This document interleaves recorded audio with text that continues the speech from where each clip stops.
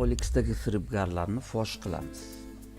Agar siz OLXda mahsulot sotmoqchi bo'lib e'lon bergan bo'lsangiz, birinchi bo'lib firibgarlardan SMS keladi. Uni firibgarligini bilmoqchi bo'lsangiz, SMS ga e'tibor qilsangiz, u telefon raqami yozmaydi. Mahsulotingizni sota olaman, faqat mana shu Telegram akkauntga o'ting deydi. Telegram akkauntga o'tasiz, salomlashasiz va savdolashasiz. Hamma shartlaringizga rozi bo'ladi. Mana bu Telegram akkauntdagi Sharaf va mahsulot pulini kartangizga tashlab berib, mahsulotni BTS pochta orqali olmoqchi bo'ladi. BTS pochta ham qanday? Uyingizdan kelib mahsulotni olib ketar ekan.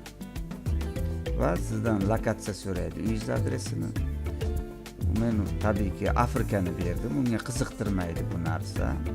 Va karta raqamini va silka beryapti, adres. Go'yoki BTS pochtani saytiga o'tib, ma'lumotlaringizni kiriting deyapti. Binoyiday sayt yasagan bular. Hammasi xuddi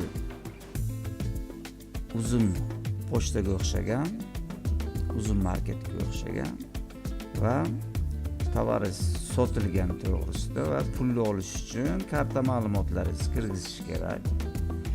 Men albatta noto'g'ri karta ma'lumotini kiritdim, qabul qilmadi. Shunday bo'lsa-da, puli yo'q kartani kirgizdim. Va kartam ulanmagan telefon raqamini kiritdim. Va oxirida nima? Verifikatsiya qilish uchun siz kartangizdagi aniq qoldiq summani kiritishingiz kerak ekan.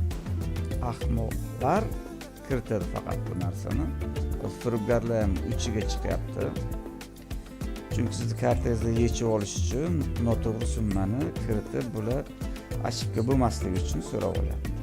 Bu ahmoqlar kartamdan pulni yechib olgancha BTS pochtani kol markaziga qo'ng'iroq qilib, mana shu OLXdan mahsulot sotmoqchiman, BTS pochtadan kelib mahsulotimni olib ketadimi deb so'rab ko'rdim shubhalanib. Va tabiiyki operator bular hammasi firibgarlar, ularga pul o'tkazmang deb ogohlantirishdi. Va firibgarlar bilan ancha yozishdik, harakat qilishdi, aldamoqchi bo'ldi, Visa kartani so'radi, Master kartani so'radi. Agar Visa kartani kiritsangiz va orqadagi 3 ta raqamni ham kiritsangiz, uxladim deyvergin. Sizga hech qanday SMS kelmaydi va kartangizdagi bor pullarni yechib oladi. Firibgarlardan ogoh bo'ling. Videom yoqqan bo'lsa, like tugmasini bosib